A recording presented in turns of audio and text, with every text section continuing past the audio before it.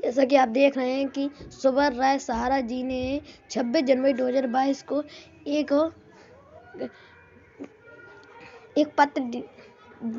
पत्र आया है सभी कार्यालयों में।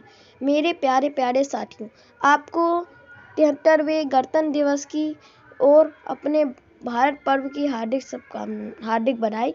पिछले गणतंत्र दिवस से लेकर इस गणतंत्र दिवस तक के एक वर्ष में हम अनेक उतार चढ़ाव के साक्षी बने। भारतीय गणतंत्र और जनता ने इस बीच जिस सबसे बड़ी चुनौती का सामना किया वह कोरोना की दूसरी लहर थी। यह लहर पहली लहर की तुलना में ज़्यादा विनाशक साबित हुई। शायद ही कोई ऐसा व्यक्ति होगा जिसने अपने किसी परिजन, मित्र या परिचित को न खोया हो। शायद ही कोई परिवार ऐसा होगा जिसने कठिनाइयों का सामना न किया हो और अपने जीवन को गति को रोका हुआ महसूस न। शायद ही कोई ऐसी व्यावसायिक संस्था होगी जिसे क्षति और गतिरोध का सामना न करना पड़ा हो। कुछ के आपदाओं को छोड़कर निजी संस्थानों का शायद ही कोई कर्मचारी ऐसा हो जिसने अभाव का अनुभव नहीं किया हो। हमें भी बेहद कठिन दौर से गुजरना पड़ा। कुछ दिन पहले तक हम राहत की सांस ले रहे। कोरोना की भयावह दूसरी लहर समाप्त हो रही है। नागरिक और देश की संस्थाओं की गतिविधियां भी समान हो रही, लेकिन यह राहत अल्पकालिक सिद्ध हुई। अब हम कोरोना की तीसरी लहर, डरावनी लहर से घिर गए। कोरोना का नया वेरिएंट ओमिक्रॉन भी आ गया जो तेजी से फैल रहा है। अब नए सिरे से प्रतिबंध लगाए जा रहे हैं। ऐसी सूरत में मैं इस गणतंत्र दिवस पर भी उन्हीं सुझाव सावधानियों की बात दोहराना चाहूँगी जो मैंने पिछले गणतंत्र दिवस पर कही थी। हमें लापरवाही कतई नहीं होना है। कोविड से बचाव के सारे उपाय पूरी निष्ठा के साथ जारी रखने हैं और हर वह सतर्कता बरतनी जिससे कोविड का प्रसार रोके।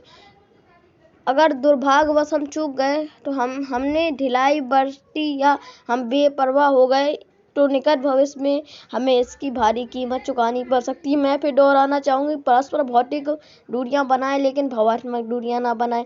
ये हमारा व्यक्तित्व दायित्व और राष्ट्रीय दायित्व भी है कि हम अपने सामाजिक व्यवहार को नियंत्रण में रखें, सतर्कता बरतें, आगे अधिक नुकसान ना होने दें।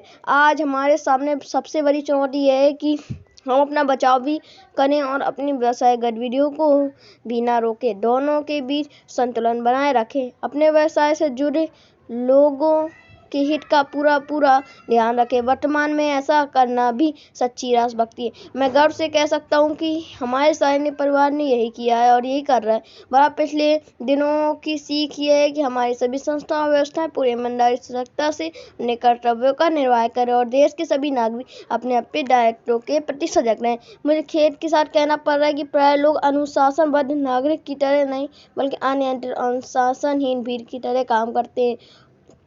इस भीड़ मानसिकता के कारण लोगों के संकट और बढ़ रहे हैं। इसलिए मैं हमेशा कहता हूँ कि अनुशासनबद्ध नागरिकों का निर्माण ही वास्तविक अर्थों में सच्चे गणतंत्र का निर्माण है। लेकिन मौजूदा राजनीतिक हालात को देखकर लगता है कि देश की राजनीति ने लोगों को अनुशासन का पाठ न सिखा अनुशासनहीनता का पाठ पढ़ाया और एक सच्चे गणतंत्र का विकास न करके भीड़ तंत्र का विकास किया। देश के विभिन्न समूहों के बीच विभाजन को बढ़ाया है।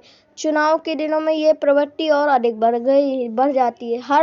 हर अगला चुनाव पिछले चुनाव की तुलना में अधिक विभाजक और अधिक विदेशकारी होता है। मैं पिछले कई दशकों से दोहरा रहा हूँ कि चुनाव व्यवस्था में वांछित परिवर्तन किए बिना हम एक जिम्मेदार और संचय गणतंत्र का विकास नहीं कर सकते।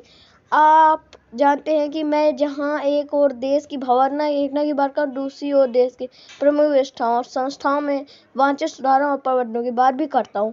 मैं नहीं जानता कि मेरी बात का किस पर क्या सार्थक असर हुआ, लेकिन मेरे विचारों को व्यापक तौर पर स्वीकार किया गया है।